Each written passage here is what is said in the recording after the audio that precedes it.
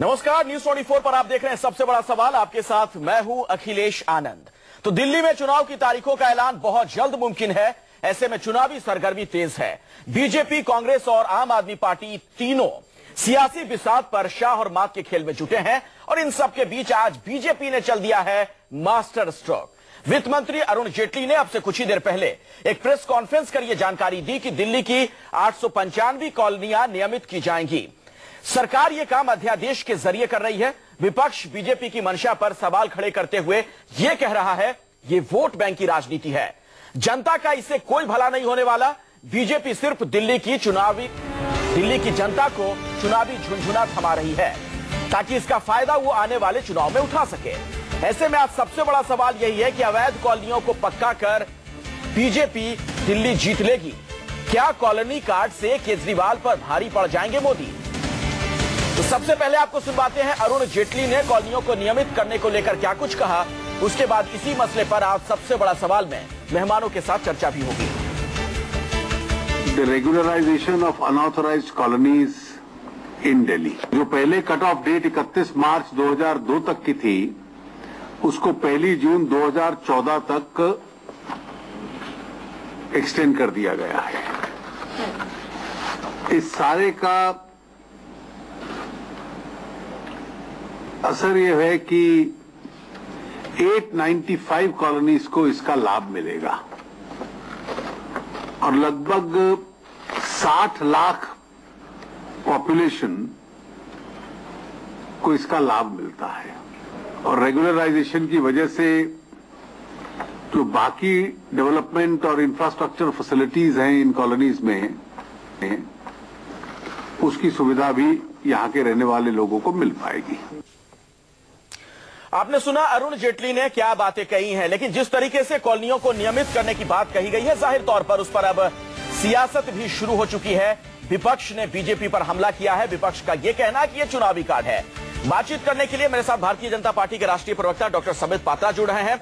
Meme Afzal मेरे साथ कुछ ही देर में जुड़ेंगे, कांग्रेस के नेता हैं। आतिशी मरलीना भी मेरे साथ मौजूद होंगी आम आदमी पार्टी से, उनसे भी हम बातचीत करेंगे। और मेरे वरिष्ठ सहयोगी सुकेश रंजन मेरे साथ स्टूडियो में मौजूद हैं, उनसे भी हम बातचीत करेंगे। कुमार कुंदन मेरे साथ जुड़ रहे हैं, दिल्ली से जुड़ी खबरों पर लगातार नजर बनाकर रखते हैं, उनके पास भी अपने दर्शकों को मैं लिए चलूंगा। लेकिन पहला सवाल समित पात्रा जी आपसे ही है, ये सही मास्टर स्ट्रोक चल दिया आप लोगों ने?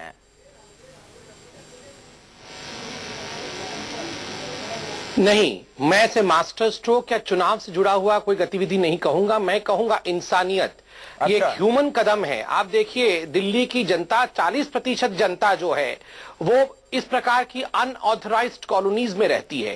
पहली बार किसी पार्टी ने उनका सूद लिया है। इससे पहले कांग्रेस ने बड़े बड़े वायदे किए। रेगुलराइज करने के लिए एक प्रोविजनल सर्टिफिकेट भी शीला दीक्षित जी ने बांटा था, उसके बाद भी कोई रेगुलराइजेशन नहीं हुआ। आम आदमी पार्टी तो खैर फॉल्स प्रॉमिस करती है, वो तो जानी जाती उसी लिए है, मगर भारतीय जनता पार्टी ने जो प्रतिज्ञा किया था वो करके दिखाया है। आज ये बहुत बड़ी जीत है। आपने बड़ी अच्छी बात कही कि इसको इंसानियत से जोड़कर देखने की जरूरत है। तो ये इंसानियत चुनाव के बिल्कुल पहले क्यों जगी है? क्योंकि आज केंद्र में भी हमारा सरकार है और केंद्र के नाते दिल्ली में भी हमारी सरकार चल रही है। जब हम दोनों जगह सरकार में है तभी तो हम ये कर पाएंगे। इसलिए आज हम ये विषय कर रहे हैं, और अगर नहीं करते तो आप हमसे पूछ रहे होते क्यों नहीं कर रहे हैं। चलिए मैं इसका जवाब ले लेता हूं। पूछ लेते हैं ना। आतिशी मरलीना मेरे साथ है। बुरा काम थोड़ी किया है। जी, आतिशी मरलीना, आप लोगों को क्यों लग रहा है कि इसमें वोट बैंक की सियासत है या फिर चुनावी कार्ड खेल दिया है बीजेपी ने? बढ़िया काम हुआ है। देखिए समित पात्रा कह रहे हैं कि इंसानियत से जोड़कर देखिए इस पूरे कदम को। देखिए संबित जी आज कह रहे हैं कि उनकी केंद्र में भी सरकार है, दिल्ली में भी, परंतु ये स्थिति तो पिछले 6 महीने से है। चुनाव की घोषणा से 5 दिन पहले बीजेपी को क्यों अनऑथराइज्ड कॉलोनीज की याद आ गई? मैं आपके दर्शकों को ये भी बता दूं कि इसी तरह से शीला दीक्षित को भी हर चुनाव से पहले अवैध कॉलोनियों की याद आ जाती थी। उसके बाद बाकी 5 साल में फिर से कोई भी सरकार अनऑथराइज्ड कॉलोनीज को मुड़ के नहीं देखती। शायद तब वो अपनी इंसानियत भूल जाती है, जैसे भाजपा पिछले 6 महीने से अपनी इंसानियत भूली हुई है। दूसरी बात, मैं संबित जी को ये भी बता दूं कि जो उन्होंने अभी कदम उठाया है उससे वही समस्या होगी जो शीला दीक्षित के प्रोविजनल सर्टिफिकेट से हुई है। क्योंकि अभी उन्होंने जिस प्रकार से ऑथराइज किया है ऑर्डिनेंस के माध्यम से, अभी तक वहां की मैपिंग नहीं हुई है, वो डीडीए से अप्रूव नहीं हुई है। ठीक है, मैं समझ गया आतिश जी, आपका ये कहने का मतलब है कि जो कदम शीला दीक्षित ने उठाया था, जिस तरह से उस वक्त प्रोविजनल सर्टिफिकेट बांटे गए थे, कुछ ऐसा ही ये कदम है। मीम अफजल साहब, मैं आपसे इस पर एक रिएक्शन लूंगा, सुकेश मैं आपके पास भी आऊंगा, लेकिन इसका टेक्निकल एस्पेक्ट क्या है इस पूरे मामले में, जरा कुमार कुंदन आपसे मैं समझना चाहूंगा। कुमार, दिल्ली में एग्रीकल्चरल लैंड, गवर्नमेंट लैंड, ग्राम सभा की जमीन और फॉरेस्ट लैंड, इस पे जो भी कॉलोनियां बसी उसे अवैध कॉलोनी कहा गया। और सरकार की यह दलील है कि एग्रीकल्चरल लैंड को लैंड यूज चेंज करके, सरकारी जमीन का अधिग्रहण करके और जो ग्राम सभा की जमीन है उसका भी अधिग्रहण करके हम लोग इसे अवैध को वैध कर देंगे। लेकिन बड़ा सवाल है फॉरेस्ट लैंड का क्या होगा, और इससे भी बड़ा सवाल है कि जो कॉलोनियां बस गई हैं वहां बिल्डिंग बायलॉज फिर से चेंज करना पड़ेगा, जो कि कॉन्स्टिट्यूशनल अमेंडमेंट उसके लिए करना पड़ेगा।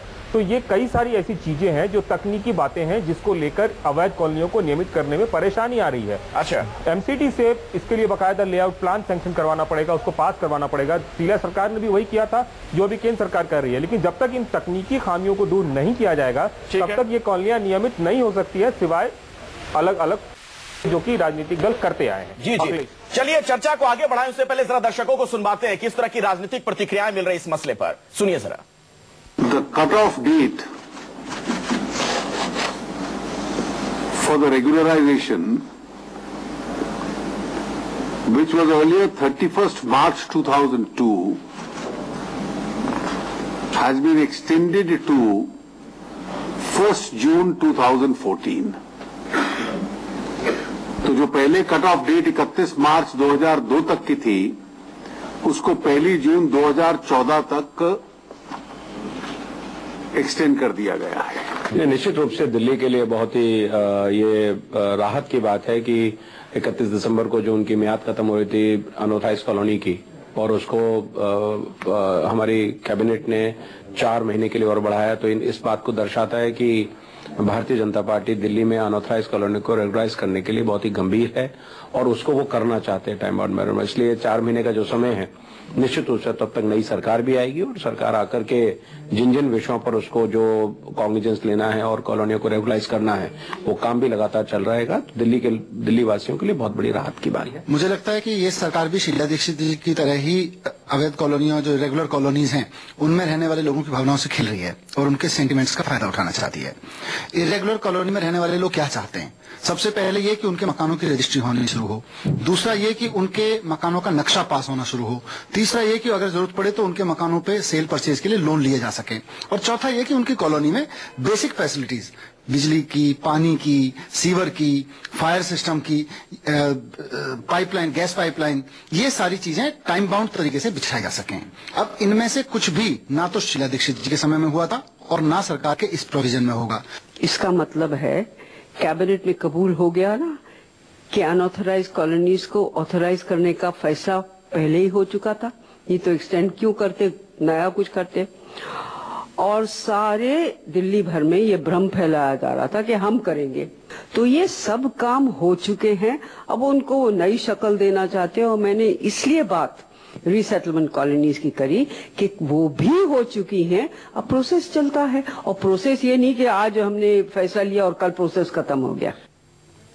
मीम अफजल जी, मैं आपके पास आऊंगा, लेकिन उससे पहले मुझे लगता है कि संबित पात्रा साहब से कमेंट लेना पड़ेगा। शीला दीक्षित ने जो बात कही, संबित पात्रा जी, शीला दीक्षित दिल्ली की मुख्यमंत्री रह चुकी हैं और उन्होंने वो जो बात कही उससे यही निकलकर सामने आ रही है चीज कि जो कदम कांग्रेस ने उठाया था उसी में आप एक कदम आगे बढ़ रहे हैं, कुछ नया नहीं किया आपने। बिल्कुल गलत। आपको ध्यान होगा कि 2013 में लोकायुक्त ने शीला जी के वो जो उन्होंने सर्टिफिकेट्स बांटे थे, प्रोविजनल सर्टिफिकेट्स, उस पे एक वर्डिक्ट दिया था और कहा था कि शीला दीक्षित ने 2008 में दिल्ली की जनता को ठगा है।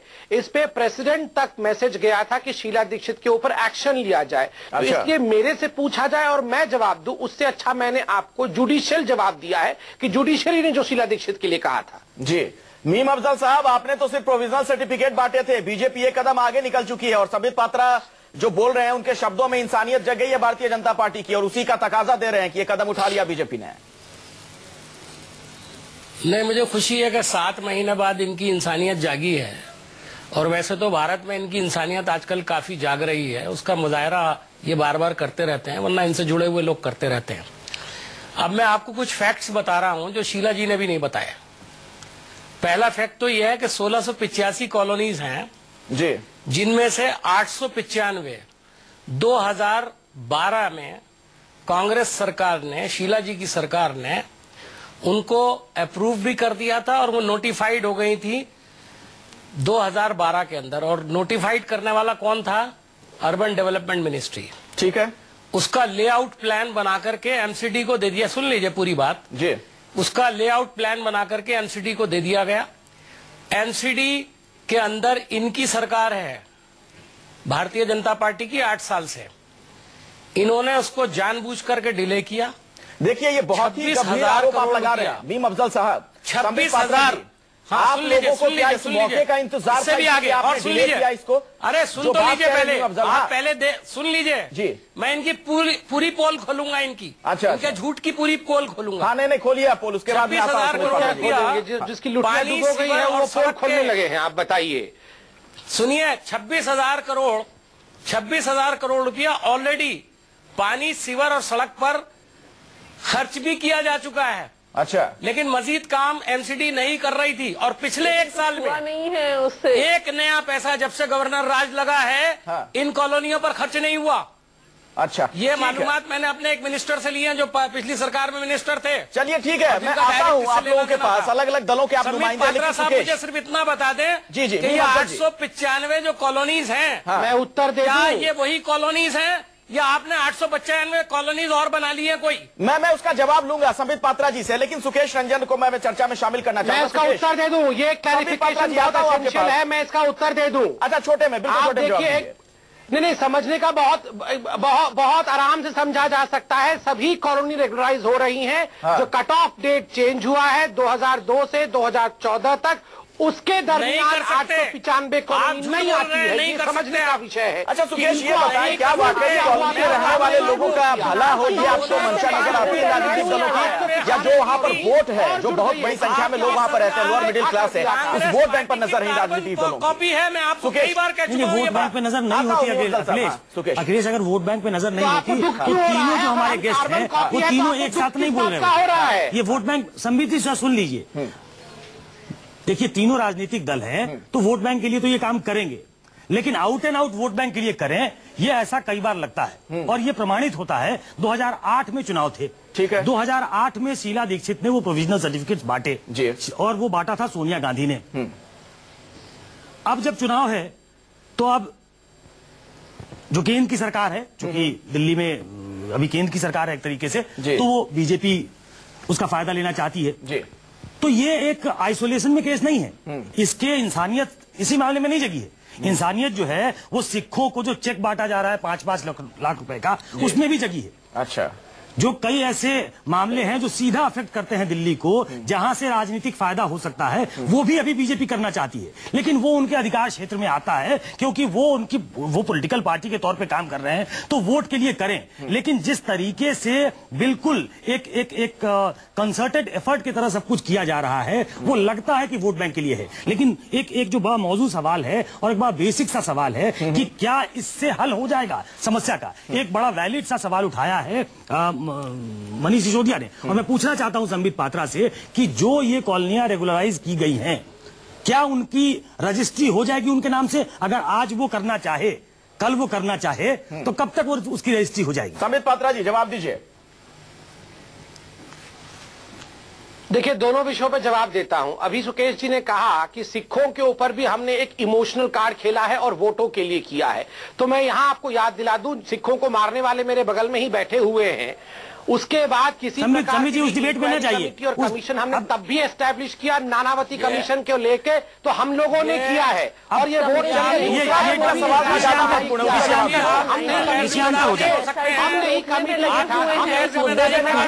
बहस नहीं कर रहे हैं। सुकेश ने जो दूसरा सवाल पूछा, जो इन कॉलोनियों में लोग रहते हैं 895 कॉलोनियों में, क्या वो रजिस्ट्री करवा पाएंगे? उसका जवाब दीजिए। ये तो भारतीय जनता पार्टी का शुक्रिया है जो भारतीय जनता पार्टी ने सिखों को। ठीक है, देखिए संबित पात्रा जी, लेकिन दूसरा सवाल महत्वपूर्ण है, उसका जवाब दीजिए। सुकेश का दोबारा संबित जिस दूसरे सवाल का जवाब मैं चाहता हूं, वो जवाब दीजिए। बिल्कुल सुकेश जी, मैं ये बता दूं, आपने जो पूछा है रेगुलराइजेशन को लेकर, कॉलोनीज, तमाम कॉलोनीज रेगुलराइज हुई है और जरूर उनका रजिस्ट्री भी होगा। अभी फाइन प्रिंट्स आने दीजिए, कब से गलत बोल रहे हैं आप, कब होगा रजिस्ट्री गलत बोल रहे हैं। अच्छा संबित जी, अपने दर्शकों की जानकारी में एक बात बता दूं, जब तक लेआउट नहीं बनता है मिला तब तक रजिस्ट्री नहीं हो सकती। चलिए आतिशी मैं आप ही के पास आऊंगा, लेकिन दर्शकों को जरा मैं एक जानकारी दे दूं।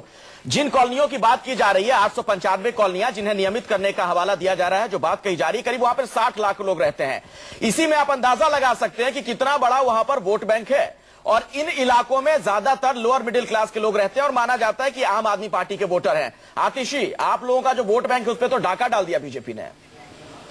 नहीं, मतलब आप लोग चाहते हैं कि उनको रेगुलराइज नहीं करना था? नहीं करें आप करें, नहीं करना था पहले ना, नारकीय जीवन में जीने देना था, तब आप लोग खुश होते। एक मिनट आतिशी से जवाब देखिए, एक मिनट बीच में आ रहा हूँ। आतिशी, आपके आने के पहले एक बार मैं संबित जी को याद कराना चाहूंगा, इसमें एक एमसीडी को एक बड़ा रोल था पहले।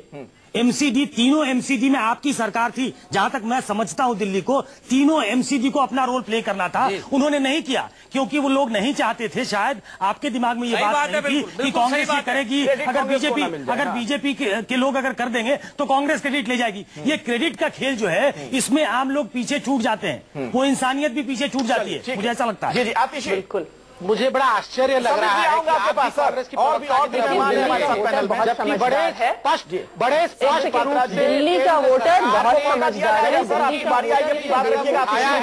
बहुत देर से कुछ कहना चाह रही हैं, जनता का भला हो, इस कोशिश में भारतीय जनता पार्टी लगी है, मगर आप लोग नहीं चाहते हैं कि संबित जी शांति रखिए, बहुत साधुवाद है आपको, शांति रखिए।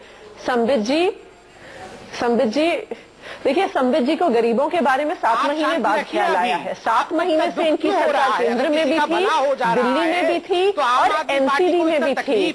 बिल्कुल बहुत अच्छा है, लेकिन भला हो जा रहा है। लेकिन संबित जी, लेकिन समस्या ये है जो आपने कदम उठाया है उससे उनका भला नहीं होगा।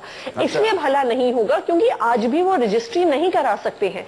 आज भी वहां पे एमसीडी सड़क बनाने से मना करेगी, आज भी सूएज कनेक्शन देने से मना करेगी, क्योंकि जब तक पूरा लेआउट नहीं बनता है उसके बिना जो प्रोविजनल सर्टिफिकेट के साथ हुआ वही आपकी ऑर्डिनेंस के साथ भी होने वाला है। अच्छा। लेकिन जो आपका प्रश्न था सर, उसका मैं जवाब दे दूं कि उसकी आप चिंता मत करिए।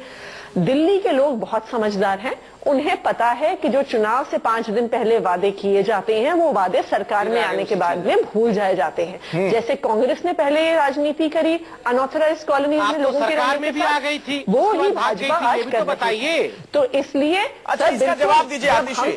मैं आगे बढ़ूं उससे पहले मैं चाहूंगा, संबित पात्रा एक वैलिड पॉइंट आप उठा रहे हैं। आप लोग सरकार में चाहे 49 दिन के लिए सही रही सरकार में, उस दौरान आपने ये कदम क्यों नहीं उठाया?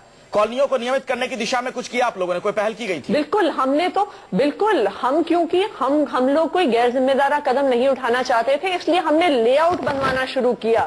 हमारी सरकार के अर्बन डेवलपमेंट मिनिस्ट्री ने लेआउट बनवाना शुरू किया, क्योंकि लेआउट बनवाने के बाद ही इसका लॉन्ग टर्म सोल्यूशन बताइए। ऑर्डिनेंस से दीजिए, बिल्कुल ऑर्डिनेंस। बनारस का लेआउट लेके बैठे थे और बोल रहे दिल्ली का लेआउट बना रहे थे। आप ये बताइए, 5 दिन चुनाव से 5 दिन पहले क्यों घोषणा करी? कोई लेआउट नहीं बनाया आपने, क्यों नहीं? तब आप लेआउट क्या होता है यह भी जानने से पहले उन्होंने त्याग पत्र दे दिया था। महीने पे आपकी सरकार क्या कर रही है बताइए? पिछले 7 महीने से क्या कर रही है आपकी सरकार अनऑथराइज कॉलोनीज के लिए? बताइए संबित जी। पूरा हिंदुस्तान देख रहा है सरकार क्या कर रही है। थोड़े दिन देखिए, अब ये इलीगल कॉलोनीज तो अनऑथराइज कॉलोनीज ठीक है, लेकिन इसके पीछे जो राजनीति है, राजनीति की बू सबको आ रही है। मीम अफजल बहुत देर से कुछ कहना चाह रहे थे। मीम अफजल साहब, आप लोगों ने प्रोविजनल सर्टिफिकेट जिस तरह से बांटा था, चुनावी झुंझुना लोगों को थमाया था, कुछ वैसा ही कदम अब बीजेपी ने भी उठा दिया है। अखिलेश जी, पहली बात तो यह कि मैं आपके चैनल पर कोई गैर जिम्मेदारी की बात नहीं करना चाहता हूं। मेरा एक बहुत एतराज है, अभी सिखों के कत्ल का जिम्मेदारी इन्होंने कहा जो बराबर में बैठे हुए इन्होंने किया था। अगर मैं पलटकर इन्हें जवाब दूं कि गुजरात के कत्लेआम के जिम्मेदार बराबर में बैठे हुए हैं तो आपको कैसा लगेगा?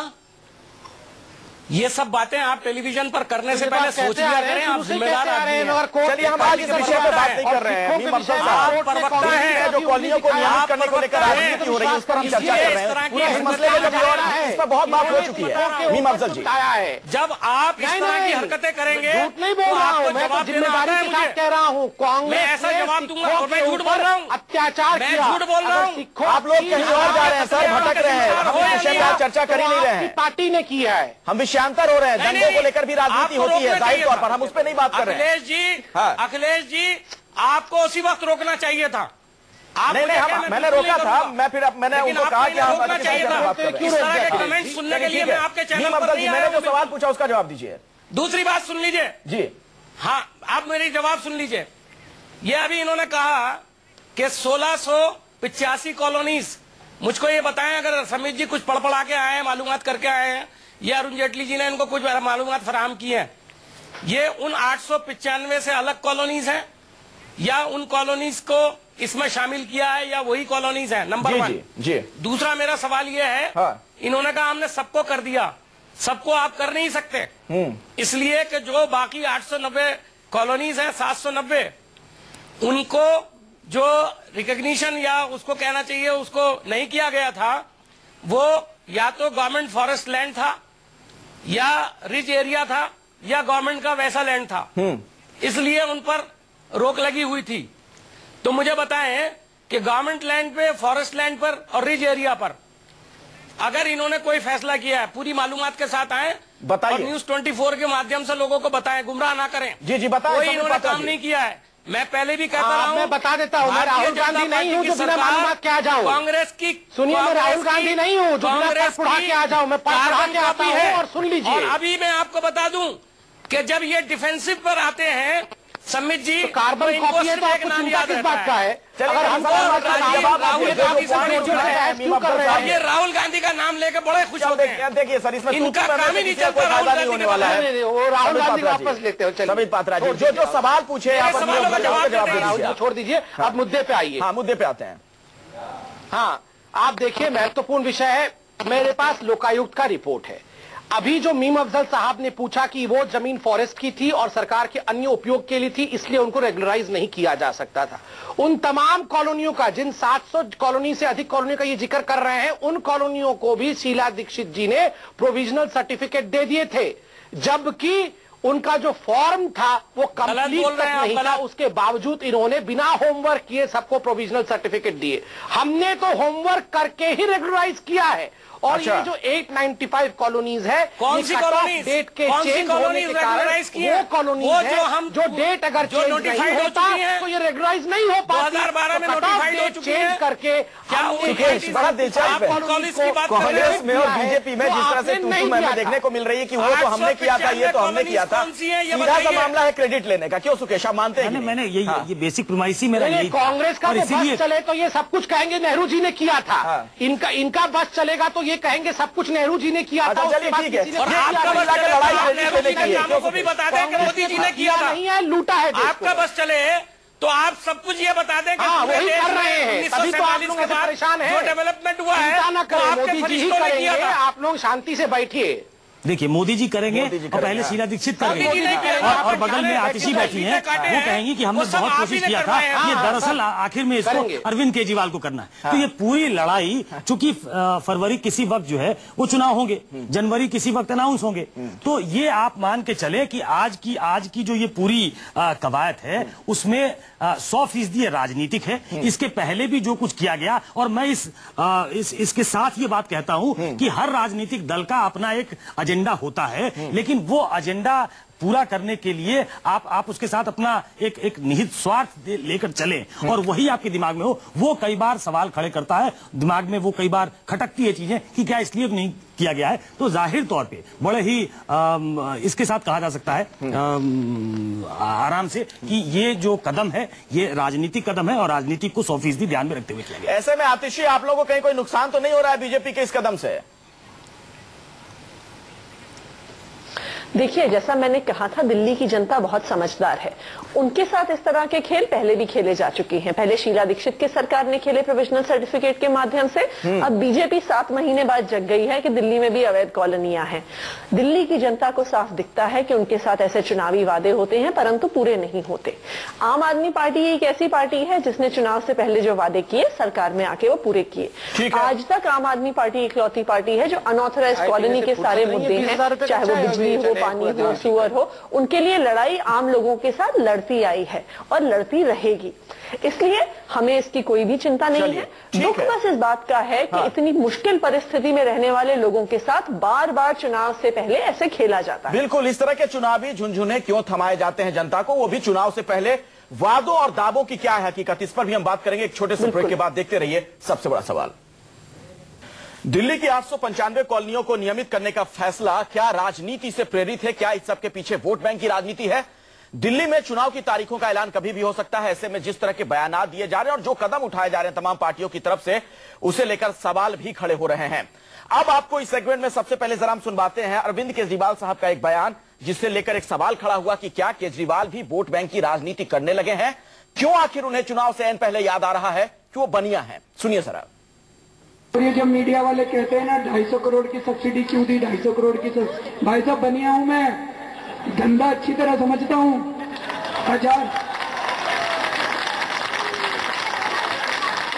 1000 करोड़ रुपए की कमाई करके लाया था, उसमें से 250 करोड़ रुपए आप लोगों के बीच में बांट दिए, तो बताओ कोई गलत करा क्या? घर को नहीं लेके गया पैसे, आप ही लोगों में बांटे पैसे, आप ही का पैसा था, आपको वापस दे दिया मैंने। सुकेश, क्या धंधा समझने के लिए बनिया होना जरूरी है? सार्वजनिक मन से बनिया शब्द का इस्तेमाल क्यों? नहीं, ट्रेडिशनली आप देखिए अखिलेश, ट्रेडिशनली जो है वो बीजेपी को बनिया और ब्राह्मणों की पार्टी माना जाता है। ठीक है। अब जब नरेंद्र मोदी ये कहते हैं कि मैं गुजराती हूं, मेरे खून में कॉमर्स है, तो उसका एक्सटेंशन देखिए आप कि अरविंद केजरीवाल को अब ये बताना पड़ रहा है कि वो अरविंद केजरीवाल हैं, वो बनिया हैं, वो पैसा बचाना जानते हैं, वो पैसा कमाना जानते हैं। अब वही राजनीति बीजेपी से टक्कर लेना है, आपको उसी लेवल की राजनीति करनी पड़ेगी। मुसलमानों की राजनीति, बनिया की राजनीति, जो एक्सपेक्ट नहीं की जाती है, लेकिन बहुत ही सटल तरीके से अरविंद केजरीवाल ने वही किया है और ये पिछले कुछ समय से करते आ रहे हैं। अब आतिशी को जवाब देना पड़ेगा इस पे कि आखिर कुछ सोच समझ के जो है ये जुमले इस्तेमाल किए जा रहे हैं, क्योंकि बीजेपी से कहीं ना कहीं लोहा लेना है। बिल्कुल। आतिशी, क्या जानबूझकर इस तरह के शब्द का इस्तेमाल अरविंद केजरीवाल साहब ने किया है? क्या मतलब है? आखिर चुनाव से ऐन पहले अरविंद केजरीवाल को अब यह भी क्यों याद आने लगा कि वो बनिया है? आम आदमी पार्टी से तो एक अलग राजनीति की उम्मीद की जा रही थी ना आतिशी। देखिए यहाँ पे ये इसका प्रयोग इसलिए हुआ है क्योंकि बार बार हम पर ये सवाल उठाया जाता है कि हमने गैर जिम्मेदारी से बजट का प्रयोग किया। बार बार हमसे सवाल उठाया जाता है कि जी आप तो सब्सिडी देते हैं, आप तो फ्री पानी दे देते हैं, आप तो बिजली का बिल आधा कर देंगे, आप तो सारे पैसे वेस्ट कर देते हैं। इसलिए उस कॉन्टेक्स्ट में अरविंद जी ने ऐसे शब्द का प्रयोग किया, क्योंकि लेकिन जाति सूचक शब्द का प्रयोग करना इसका क्या मतलब है? किफायत से कुछ और उदाहरण दे सकते थे। इसलिए नहीं, अरविंद केजरीवाल तो बहुत ही पढ़े लिखे नेताओं में आते हैं। किफायत से पैसे का कैसे इस्तेमाल किया जाए उसके लिए एक जुमले का प्रयोग है। बार बार संबित जी जैसे जो हमारे मित्र हैं, मैं एक सवाल आतिशी से कर लेता हूं कि बजट का हमने बहुत बड़ा हिस्सा सब्सिडी में दे दिया। लेकिन सुन लीजिए, जो इसमें महत्वपूर्ण चीज है ये जानने वाली है कि 40,000 करोड़ के बजट से हमने सिर्फ 250 करोड़ सब्सिडी में दिया है। ये महत्वपूर्ण मुद्दा है। नहीं आतिशी, ये बड़ा घुमा दिया आपने। दरअसल आपकी नजर वही है और मैं मेरे कहने के जो चाह रहा हूं मैं, उसके पीछे कॉन्टेक्स्ट है।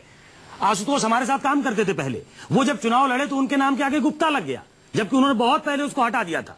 बिल्कुल। तो आप बड़े कन्वीनियंटली उस चोले को पहन भी लेते हैं, फिर उतार भी देते हैं। ये राजनीति उम्मीद नहीं की जाती। एक सेकंड, ऐसा आशुतोष जी आज भी आशुतोष के नाम से ही है। अगर आप एक जन के पार्टी में सलीम भी है, वो भी याद दिलाइए जरा। ही था। और ये भी याद रखिए कि हरियाणा में जाके मेवात से कौन सलीम बन गया था? दिल्ली में एक सेकंड सर, एक नॉन मुस्लिम सीट पे जिसे माना जाता है आरके पुरम, हमने एक मुस्लिम व्यक्ति को बता दीजिए ना, जनरल नॉलेज के लिए राजनीति नहीं करते हैं, ये आप जरूर याद रखिएगा। कौन जाके मेवात में सलीम बना था, उनका नाम भी बता दीजिए। संबित पात्रा जी आप बेहतर बताएंगे, आप लोग तो धर्म और जाति की राजनीति करने में माहिर हैं। संबित पात्रा जी नहीं, मुझे नहीं बिल्कुल। आजकल तो ये घर वापसी की राजनीति, पीके को बैन कराने की राजनीति, नथुराम गोडसे को देशभक्त बनाने की राजनीति, इस प्रकार की राजनीति तो आजकल रोज कर रहे हैं भाजपा वाले। अब ये कल कहेंगे कि हम फिल्म पीके को बैन करना चाहते हैं।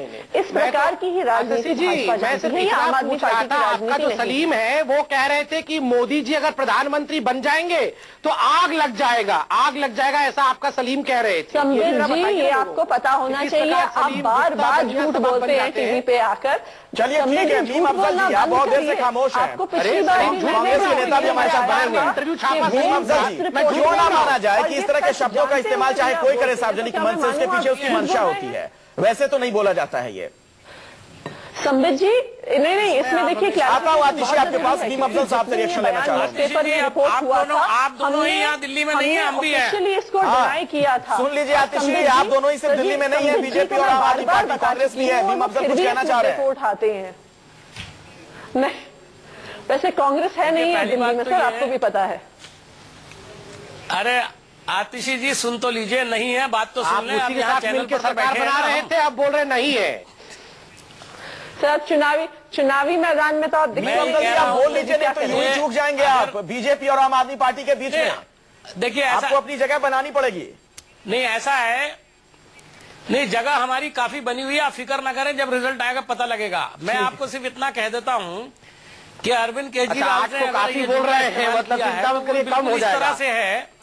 इस तरह से आप समझ लें, इस तरह से समझ लें कि जब कोई दूसरी एक उंगली दूसरी तरफ उठाता है सामने, तो तीन उंगलियां उसकी अपनी तरफ होती हैं। अगर आप ये कह रहे हैं कि मैं बहुत अच्छा मैं बनिया हूं इसलिए मैं हिसाब किताब जानता हूं, तो उसका मतलब गालिबन ये है कि बाकी लोग शायद हिसाब किताब नहीं जानते हैं। तो ये एक उंगली में जिस तरह आप अपने आप को कुछ फायदा पहुंचाने की कोशिश कर रहे हैं, सीधा 3-4 उंगलियों से आपको नुकसान भी पहुंच सकता है। इसका ध्यान रखना चाहिए केजरीवाल जी जुमला सिर्फ इसलिए और क्योंकि आप ये जो फरमा रही है हमारी आतिशी जी, जैसे लोग बार-बार आरोप लगाते हैं, अगर हम खत्म नहीं हुए होते, हमने बजट का पैसा खर्च किया, अगर हम खत्म हुए होते तो आपकी 59 डेज की सरकार चलती नहीं। और दूसरी बात ये, मैं असल मुद्दे पर आता हूँ। जी आतिशी जी, मैं आपसे पूछना चाहता हूँ, 26 करोड़ भाजपा ने तो एक साथ जुड़ के आम आदमी पार्टी को लोकपाल बिल नहीं पास करने दिया। भाजपा और कांग्रेस ही साथ आए थे, खड़े थे आपके लवली जी और हर्षवर्धन जी साथ जुड़ के कि हम 40 हैं, हम 40 हैं। आतिशी जी, क्या कहा जाए? आपकी पैदाइश आरएसएस की कोख से हुई है, आपकी पैदाइश आरएसएस की कोख से हुई है आपकी पार्टी। देखिए आपके तो इन्हीं की तो सरकार आपने चलाई थी। मीम अफजल साहब दिल्ली में आरोप लगाने मीम अफजल साहब आप क्यों भूल जाते हैं कि पैदाइश वाली तो पार्टी क्यों जा रहे हैं आप? दिल्ली आप हम पर बीजेपी के साथ होने का इल्जाम लगाओगे तो हम बताएंगे कि आपको पैसा कहाँ से मिलता था। की बात करिए, महिलाओं की सुरक्षा की बात करिए, का पैसा दिल्ली के बारे में आप ये जो मेरे बराबर में बैठे हैं इन्होंने दिया, क्या समाधान है? चलिए हम विषय पे लौटते हैं एक बार फिर से। मैं वही पूछ रहा हूँ। आप अरविंद केजरीवाल साहब ने जिस शब्द का इस्तेमाल किया, जिस तरह से उन्होंने जताया जनता के सामने कि मैं बनिया हूँ, उसे बहुत कुछ झलकता है। इसीलिए हमने सोचा कि इस पर भी थोड़ी देर बात की जाए। लेकिन सुकेश, एक बार फिर से हम लौटेंगे जो आपको 95 कॉलोनियों को नियमित करने का फैसला है इस सरकार का। क्यों आखिर इस तरह के जनता को झुंझुने थमाए जाते हैं? क्योंकि देखिए कांग्रेस ने भी, आपने भी इस बात का जिक्र किया, शीला दीक्षित जब मुख्यमंत्री थी उन्होंने भी चुनाव के एन पहले सोनिया गांधी के हाथों प्रोविजनल सर्टिफिकेट बंटवाए थे। सीधा सा मसला यह दिखता है कि जनता इन लोगों के लिए वोट बैंक है, जनता के क्या मुद्दे हैं, क्या उनकी जरूरतें, इससे इन पार्टियों का कोई मतलब नहीं है। नहीं तो आज इतने सालों के बाद भी इतनी कॉलोनियां आपको लगती है कि अनियमित रहती हैं? नहीं, पहले तो अनियमित कॉलोनियां बनने ही किसने दी जी? पहले आप उनको बनने देते हो, फिर आप रेगुलराइज कराते हो, फिर आप उसको एक्सटेंड कराने की बात करते हो। अभी भी एक्सटेंशन हुआ है उसका।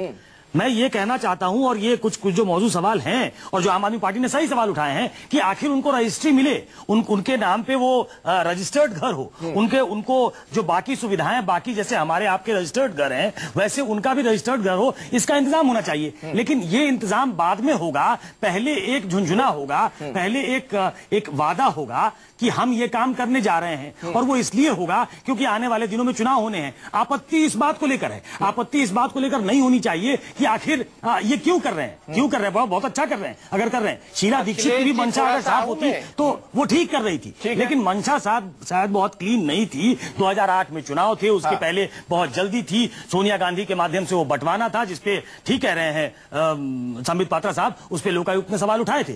तो ये सवाल इसलिए उठते हैं क्योंकि आपका कंसिस्टेंट अप्रोच नहीं है, आप उसको चुनावी मुद्दे की तरह बुलाना चाहते हैं और इससे पॉलिटिकल पार्टीज को बाहर आना और संबित पात्रा जी, इसी क्रेडिट लेने की होड़ में अब आप भी शामिल हो गए। इसी तरीके से आप लोगों ने भी 895 कॉलोनियों को नियमित करने का ये ऐलान कर दिया है। इसमें एक चीज और मैं जोड़ दूं, आजकल जो भारतीय जनता पार्टी का जो आप लोग प्रचार कर रहे हैं रेडियो से लेके हर जगह पे, उसमें जो पेट्रोल की कीमतें कम हुई उसका भी श्रेय आप लोग ले रहे हैं। ये क्रेडिट लेने की होड़ में कहां शामिल हो गए आप लोग संबित पात्रा साहब?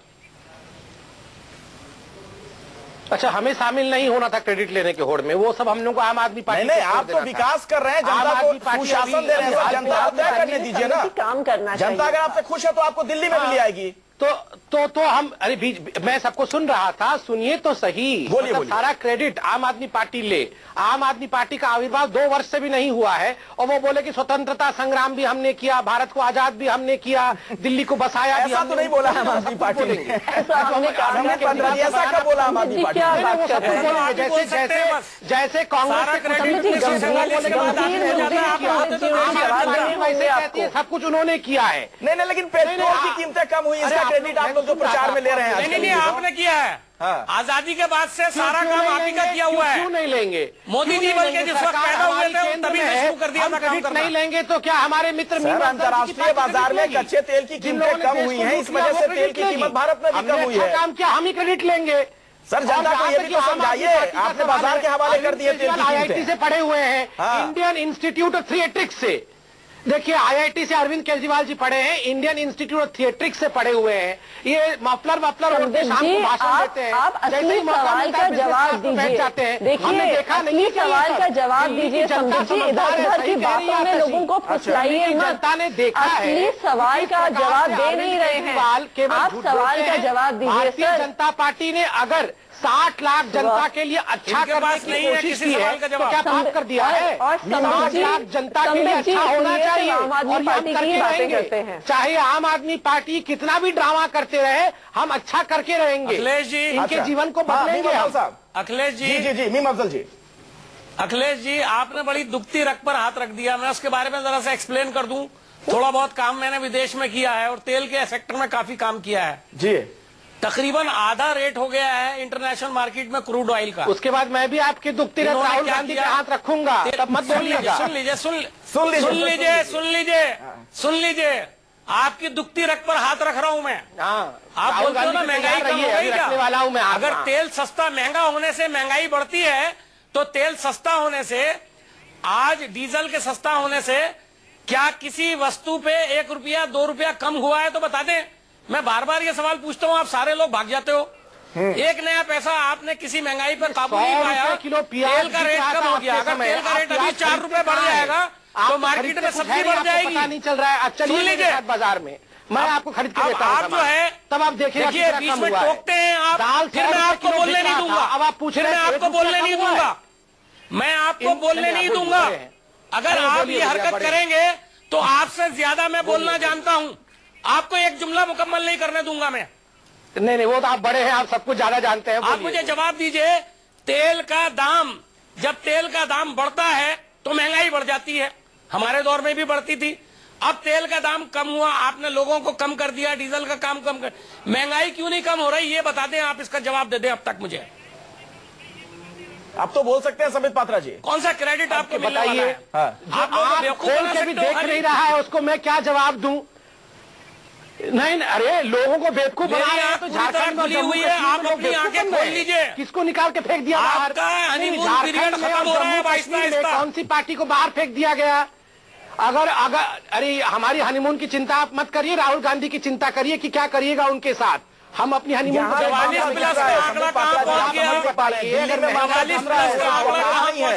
अरविंद केजरीवाल साहब यहाँ पर एक बड़ा चेहरा है आपके सामने। जम्मू कश्मीर सारे देश में आप कहते हो हमारा झंडा लहरा रहा है, कश्मीर में आप घुस नहीं सके। आपकी औकात ये है कि आप कश्मीर में घुस नहीं सके, एक सीट सारी चलिए हम दिल्ली की कॉलोनियों में वापस आना चाहेंगे। आप भारतीय जनता पार्टी को औकात दिखाने में लगे हैं, आपके जो घाटे हो रहे हैं वो नहीं देख रहे हैं। अच्छा ठीक है, छोड़िए इन बातों को, इन पे अलग से चर्चा हो सकती है। आतिशी, अगर भारतीय जनता पार्टी ने ये कदम उठाया है, अगर 895 कॉलोनियों को नियमित करने की कोशिश की जा रही है, तो क्यों ना इस फैसले का स्वागत किया जाए। 60 लाख लोग इन इलाकों में रहते हैं, उन्हें इसका फायदा मिलेगा। क्यों हम पहले ही से शक करने लगे बीजेपी के इस कदम पर? देखिए, बिल्कुल अगर वास्तव में लोगों को फायदा मिलेगा तो इसका स्वागत बिल्कुल आप गलत बहस कर रहे हैं। समस्या ये है कि आप गलत बहस कर रहे हैं। ये है कि ये फायदा ऑलरेडी मिल चुका है। अच्छा, ये 895 कॉलोनीज को पहले ही रेगुलराइज करके नोटिफाइड किया जा चुका है। तो ये क्या किया बताएं कि दूसरी कॉलोनी है या वही वाली है फिर जो कांग्रेस ने की थी? हाँ, नेहरू जी ने किया था, नेहरू जी के समय हुआ था ये सब। इन कदमों से फायदा मिलता तो इनका स्वागत होना चाहिए, लेकिन ऐसे कदमों से फायदा मिलता नहीं है। हम एक बार शीला दीक्षित जी की सरकार में देख चुके हैं कि ऐसा कुछ हुआ नहीं। अभी भी वहाँ पे पानी नहीं है, अभी भी वहाँ पे बिजली नहीं है, अभी भी गैस पाइपलाइन नहीं है, अभी भी सूअर कनेक्शन नहीं है। बिल्कुल बिल्कुल। तो इसलिए पात्रा जी देखिए, बात कर रही है, इंफ्रास्ट्रक्चर नहीं है इन कॉलोनियों में, किस आधार पर आप नियमित करने जा रहे हैं? क्यों भाग गए आप वाराणसी? ये हाईकोर्ट ने भी सवाल पूछा था, बेसिक इंफ्रास्ट्रक्चर नहीं है इन कॉलोनियों में, किस आधार पर इन्हें आप नियमित कर दीजिएगा? इनको नियमित करेंगे तभी जाके बेसिक इंफ्रास्ट्रक्चर दे पाएंगे। अगर नियमित नहीं होंगे तो यहाँ बेसिक इंफ्रास्ट्रक्चर दिया नहीं जा सकता है। ये विशेष सर्कल है जिसको तोड़ने की आवश्यकता है। मैं तो आम आदमी पार्टी को नहीं पूछ रहा हूँ कि आम आदमी पार्टी सब कुछ जानती थी, सड़क जाना है, पानी आना है, बिजली लाना है, तो वाराणसी क्यों चले गए थे? सड़क क्यों बना रहे थे? बिजली क्यों नहीं ला रहे थे? प्रधानमंत्री बनना था और अब मुख्यमंत्री बनना है। ऐसे बनने से नहीं होता है, करना पड़ता है। तैयार नहीं है चूंकि बीजेपी की सरकार है। तो अब सवाल यही है कि क्या इन कॉलोनियों में जो लोग रहते हैं, करीब 60 लाख के आसपास इनकी आबादी है, वाकई इनके मकानों की रजिस्ट्री इनके नाम से होने जा रही है? इस पर मैं बात करूंगा एक ब्रेक के बाद। देखते रहिए सबसे बड़ा सवाल।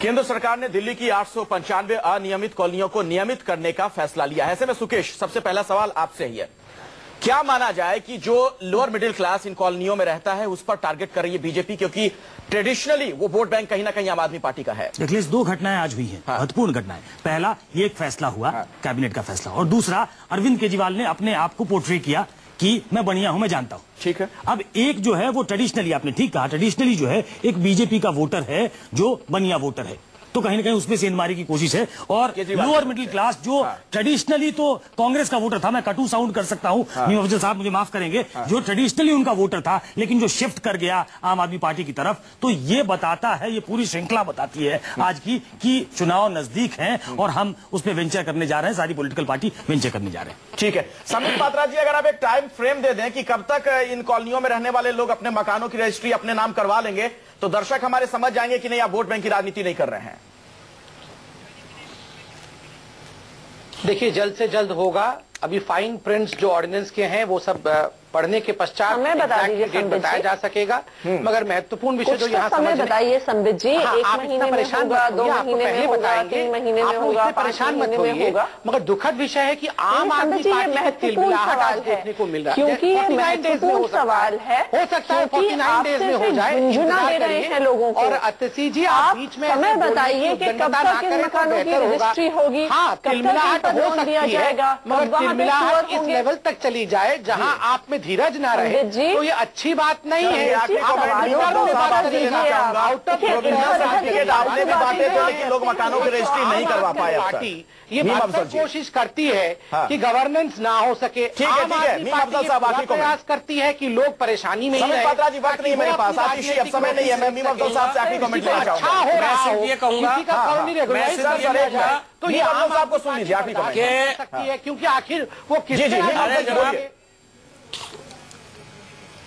मुझे बड़ा अफसोस है कि जब दिल्ली में जब बातचीत होती है तो मैं देखता हूं कि बीजेपी वाले सीधा आम आदमी पे बड़ा जबरदस्त अटैक करते हैं। सबसे बड़ा खतरा इनको लग रहा है। ठीक है। कांग्रेस के बारे में इनकी राय है कि हम तो कुछ है नहीं, इसलिए इनका दम निकलता है। अगर इनको लगता है कि आम आदमी का कोई आदमी बैठा है, कुछ भी बोलता है। चलिए सर, अब वक्त नहीं है मेरे पास, माफी के साथ मैं आप तमाम लोगों को अब रोक रहा हूं। बहुत बहुत शुक्रिया आज की चर्चा में शिरकत करने के लिए। लेकिन देखना यही होगा जिस तरीके से ब्लैक मनी को लेकर 15 लाख रुपए तमाम लोगों के खाते में आने थे बीजेपी की सरकार बनने पर, उसका इंतजार है, वैसे ही इन कॉलोनियों में रहने वाले लोगों का जो इंतजार है वो भी अंतहीन ना हो जाए।